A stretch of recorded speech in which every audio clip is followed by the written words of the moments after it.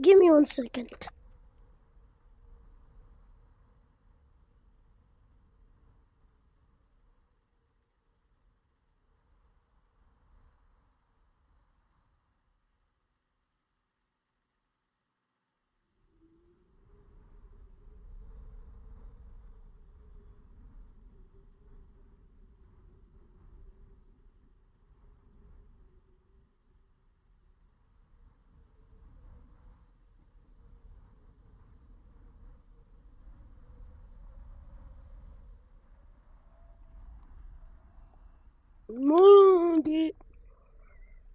Wait. We have 13 views after 6 minutes. That's crazy, bro. Yeah.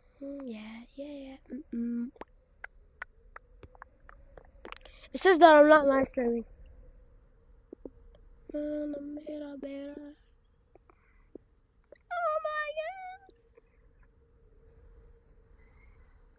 Billie Jean is not my lover. She's just a girl that claims I'm the one. But the kid is not my son. She's not the one. What do you mean? Mine says at 5%. She's just a girl that claims I'm the one. I'm gonna charge my headset till somebody joins. What? Okay. Billie Jean is not my... Bro! I think my stream ended. Dang. Can you charge it while you're playing?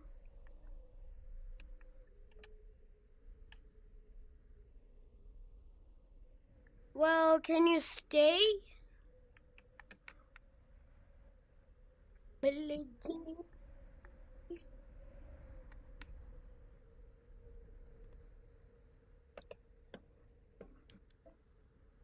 I'm charging my headset right now. And I'm not gonna move a single muscle. What? What do you mean my head?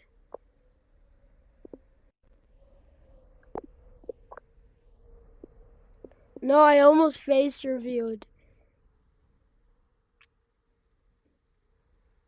Billie Jean is not my love.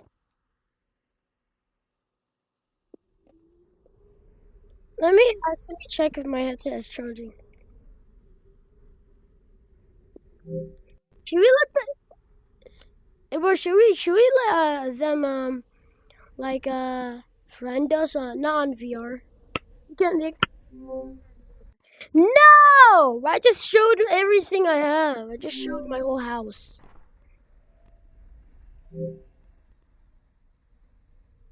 I didn't show my face. Why is that?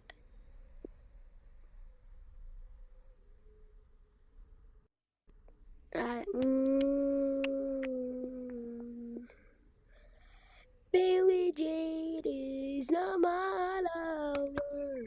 Oh, she's just a girl.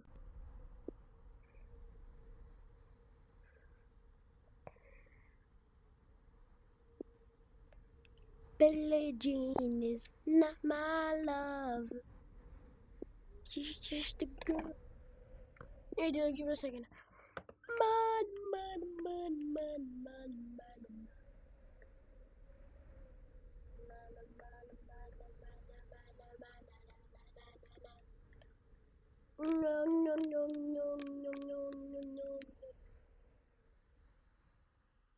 Yeah, I'm live.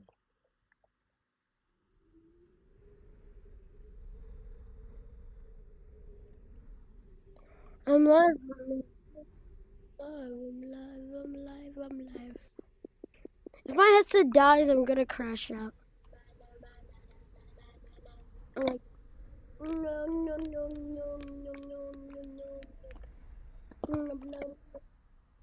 yeah, I'm live. Yeah. I'm live. But should I watch Nico Cash until I laugh? If my headset dies, I'm gonna crash out. I'm like, why do I keep looking up there, bro? I'm gonna just get to watch some live stream. Actually, I'm gonna watch. Yeah, I'm live. Why am I game lagging? Wait, where's it? Bro. I'm live. We're still in? Yeah. But should I watch Nico Cash until I laugh? If my headset dies, I'm gonna crash out. I'm like, why do I keep looking up there? Bro. I'm live. We're still in? Yeah. But should I watch Nico Cash until I... What? Never mind. I'm gonna watch Nico Cash, bro. Bloody.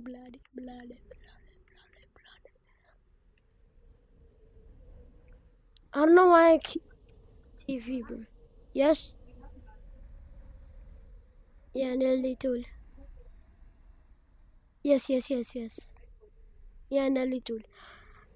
Yeah. The Nelly Tool beats. No. I'm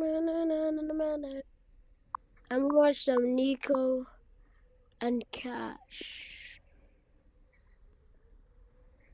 I'm scared if somebody makes fun of me while watching Nico Cash. I know.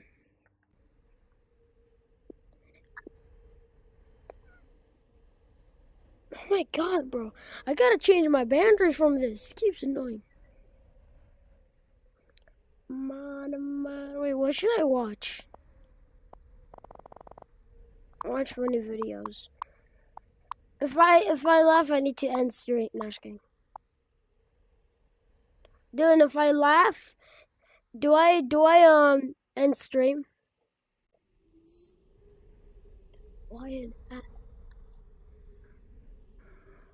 What?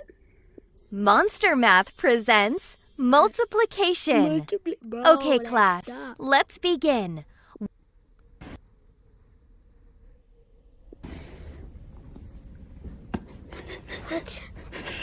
What the hell is that, bro? Bloody. Why is bro face filled with poop? Damn! Oh my god!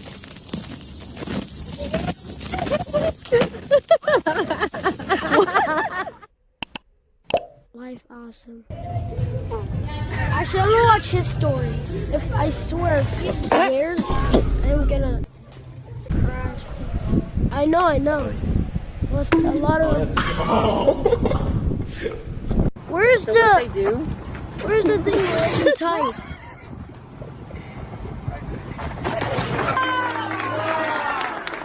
Yoink.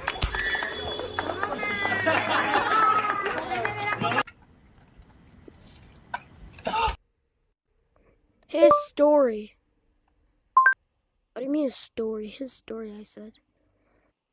Wait, how much does his story have? How much? He used to have 4,022,000. What?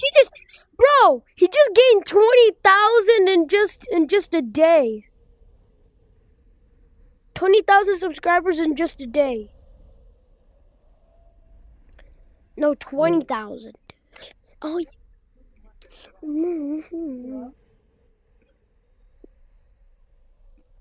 What?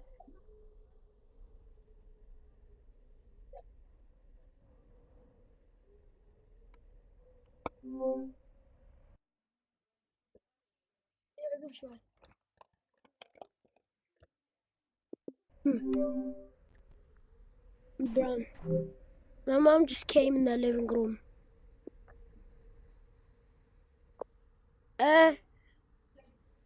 كانت شاي عاد هاي اللي كانت. I grabbed the last bag of BBQ chips off the shelf, but two kids snatched it from my hands and held it high over their heads. I was 4'2" and officially a midget, so when I jumped for it, I barely reached their shoulders. They pulled out their phones. "Go on, little man, jump," and hysterically laughed. My face burned with shame, but I kept jumping because these chips were discontinued. I had driven to 13 stores for this last bag, and nothing was stopping me from getting them. They waved it over my head for the 10th time, but then a hand came from the sky. A 7-foot man was holding the chips up over punks' heads, his phone out. "Go on, jump for it." They jumped but couldn't even reach his chest and stormed off embarrassed. I smiled up at him, but he was already looking at the label.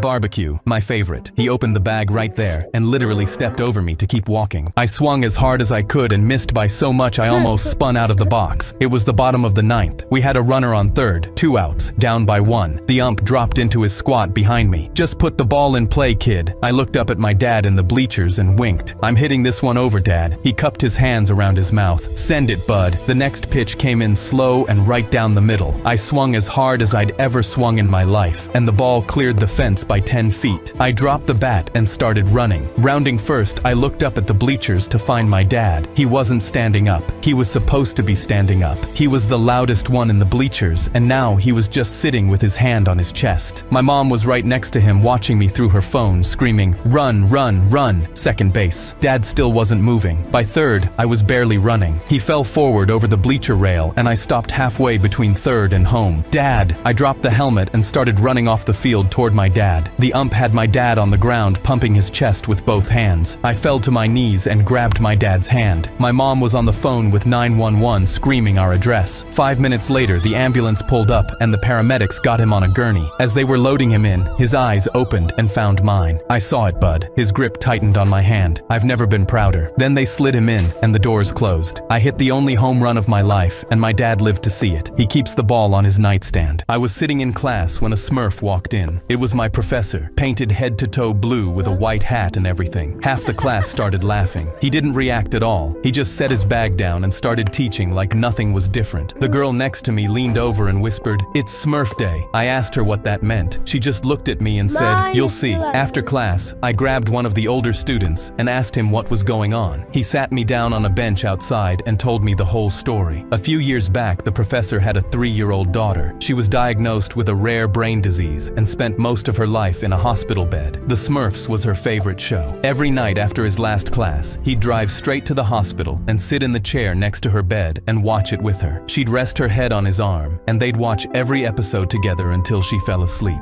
He was a single dad. He couldn't stop teaching because that's how he paid for her treatment. So every morning he'd leave her in that hospital room and walk into a classroom and pretend he was fine. He'd come in with red eyes and nobody said a word. Eventually, some of his students found out what was happening and put together enough money for him to take time off. He got to spend her last few weeks with her because of them. She passed away 3 days after his last class. Every year on her birthday, he walks into class painted blue from head to toe. He never explains it. He never talks about it. He just teaches the whole lecture looking like a Smurf because it was the last thing that made her smile. I was 12 and starving when I threw a chain over the electric fence around Mr. Hatch's apple tree. Sparks shot up everywhere and the wires went dead. My little sister was watching from under the bridge with Tommy and 4 others, gripping the moldy loaf we'd been splitting for 3 days. Mr. Hatch's porch looked down on that bridge. All week he'd been on it biting into apples and yelling at us. "These apples are the sweetest in town, rats. You'll never know." Tonight I was going to know. I climbed over and tiptoed across wet grass toward the tree. A stick snapped under my foot loud enough to wake a graveyard. I froze, but the house stayed dark. 3 steps later, motion lights flooded the whole yard. A door slammed open and Mr. Hatch came charging out in his bathrobe. "Get your hands off my apples, you little rat." I sprinted to the tree, jumped onto the lowest branch, and climbed as fast as I could. He came barreling across the grass with his head craned up at me and caught his foot on the chain I'd thrown across the wires. He flew shoulder first into the trunk so hard the whole tree shook. An apple the size of my fist dropped straight down and clocked him on the forehead. He went face down in the grass and didn't move. I whistled twice from up in the branches. Tommy was first over the fence with the rest piling in behind him. They stood under the tree with shirts held open while I dropped apples down until every shirt was full. Mr. Hatch woke up to bare branches. Under the bridge that night, my little sister got the biggest one, and we ate until our stomachs hurt. Turns out he was right about one thing. They really were the sweetest in town. My principal tried to shut down my silly band's business 4 times before he gave up. At recess on Monday, a first grader handed me $1, and I peeled the glow-in-the-dark unicorn off my wrist and dropped it on his. Behind him, a dozen more kids were waiting their turn, 6 all holding hours is quarters. crazy. A second grader tried to trade me a half-eaten Reese's, and I told him cash only. family. By Friday, I had more cash than my It's 6 hours. Finding this out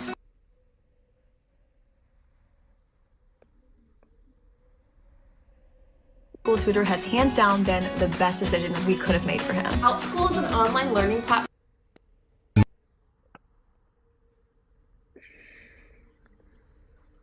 God, bro. My babysitter made in a week, and Mr. Doyle was watching me from across the playground with his arms crossed. The next day, I was in math class when I heard Mr. Doyle on the intercom. Effective immediately. No silly bands are permitted in the classroom. I rolled my stack into my pencil case before he finished talking. At recess, I sold from the bathroom line while he prowled the playground checking wrists. The next day, he was back on the intercom. No silly bands are permitted anywhere on school property. After the bell, I set up shop on the sidewalk 6 inches past the school gate. Kids poured out and lined up while Mr. Doyle rushed to the property line, gripping the fence as every dollar went into my pocket. A couple days passed, and I was sitting on the couch when my mom answered the phone, and I heard Mr. Doyle's voice. "Your son is running an unsanctioned business outside our school, and I need you to put a stop to it." She covered the phone and turned to me. "How much have you made?" I held up the wad and told her $92. She got back on the phone and said, "Sounds like he's learning," and hung up. Then that Friday, Mr. Doyle stood at the gate watching me set up the line. He didn't say anything, didn't take notes. He just shook his head, turned around, and walked back inside. The next morning, he stopped me in the hallway. I tightened my grip on my arm because I figured he was finally taking my stash. He pulled a $1 bill out of his pocket. "My daughter wants the glow-in-the-dark mermaid." I slid it off my wrist and